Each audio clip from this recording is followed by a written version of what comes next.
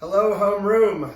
I promised you a social studies lesson, and we're going to give it a shot. On the board behind me is the Google Classroom code to get into the classroom.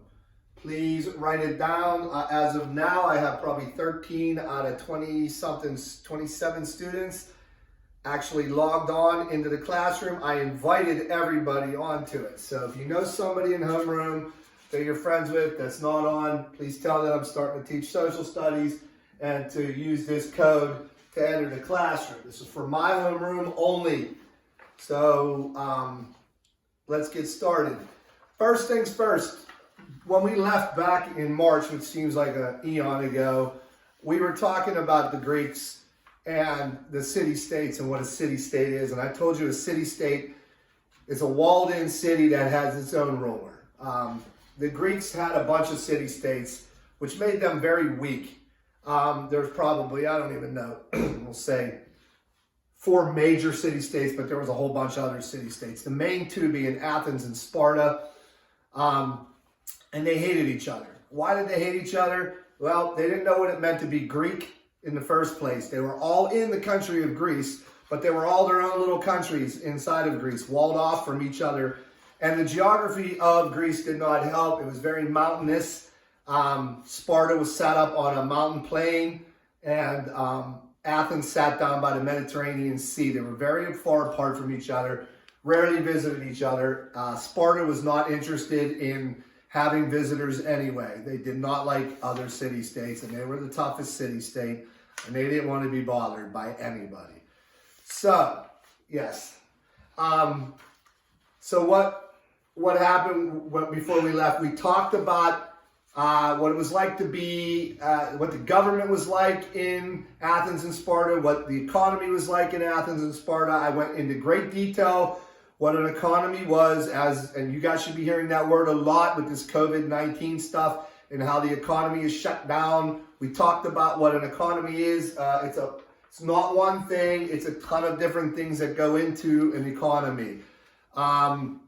We also talked about what it was like to be a woman in Sparta versus Athens, and we talked about what it was like to be a slave in Sparta and Athens. All not very good, really. We talked about these things, but we talked about Athens being a very friendly city. It was on the sea. Everybody came and traded with them. They got to meet other people from other countries, and they ended up getting new ideas, and they flourished, and they did arts and music, and they did all that kind of stuff, where Sparta was not interested in that. Sparta was just raising people to fight in wars, and that's all they cared about.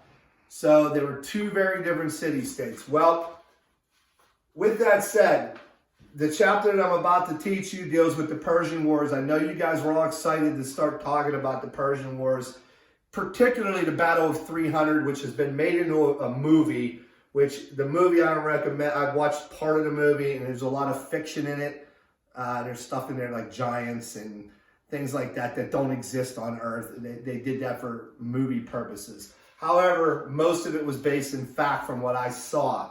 All right, so what is the Persian War? The Persian War is about. It's about a very tiny country called Greece versus a giant Persian army.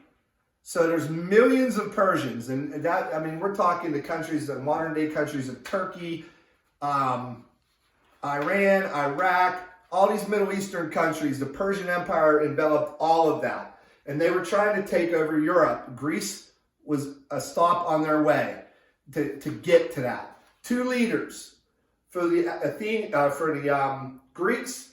The leader chosen was Leonidas. He was the king of Sparta, one of a couple kings, and we talked about what an oligarchy was, where you can have more than one king. Well, he was one of 2 or 3 kings in Sparta, but he was the toughest.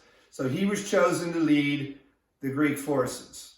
Now, on the other side of that, what started this was a man named Cyrus. And then it was passed down to his, I forget the next guy's name, but more importantly, it was passed on to his grandson, Xerxes. Xerxes wanted to finish what Cyrus started by trying to take over the Western world, as we'll call it. So he's going to attack Greece. But before that happens, how this starts and what your homework's going to be about, what you need to do for me, is Athens. There's a place called Ionia. And the Ionians need some help from the Athenians. The Persians attack the Ionians, and the Ionians need some help. So the Athenians go to Ionia and start, they basically beat down the Persians. They thought they finished the job and left, figuring the Ionians were okay. It did not happen that way. The Persians ended up finishing the job and finished off the Ionians. So now we're talking a Persian victory in Ionia, and there's bad blood between now the Ionians, the Persians, and now the Ionians are going to drag Athens into this, and Athens is going to ask Sparta for help. So now we have two city-states, Athens and Sparta, that don't like each other. However, they hate Persia more. So they decide, with a little prodding, I mean, it didn't happen like where Athens went to Sparta and said, hey, help us. And they were like, yeah, okay, no problem.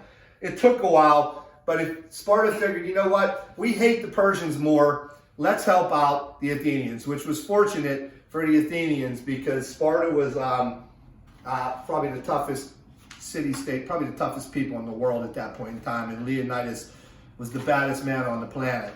So they get together and they are going to now take on the Persians. Xerxes, on the other hand, from Persia, is feeling pretty good about what he's done. He's already beat down the Ionians, and he figures, you know what, it's a tiny little country, I'll wipe them out and I'll move into Europe and I'll have the biggest empire the world has ever seen. Well, Xerxes is in for a bit of a surprise. So what you're going to be learning about, and I'll go over the pages with you, you're going to be learning about the stuff that I posted on the classroom.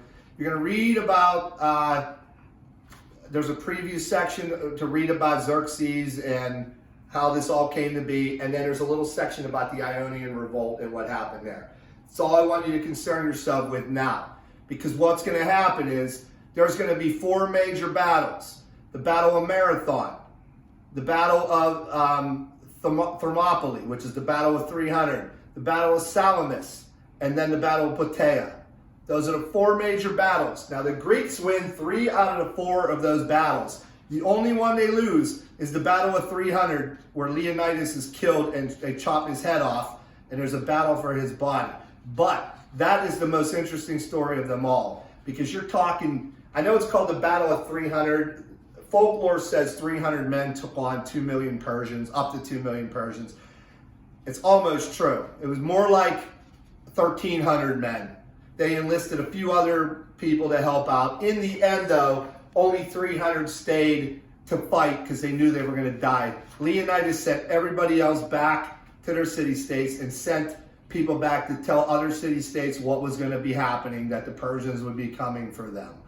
So Xerxes will win that battle, and he only wins because a traitor betrays Leonidas and tells Xerxes how to get around the mountain and closes them off. And we'll talk about that battle in great detail because it is the most insane, crazy, and famous battle, in my opinion, in the history of the world.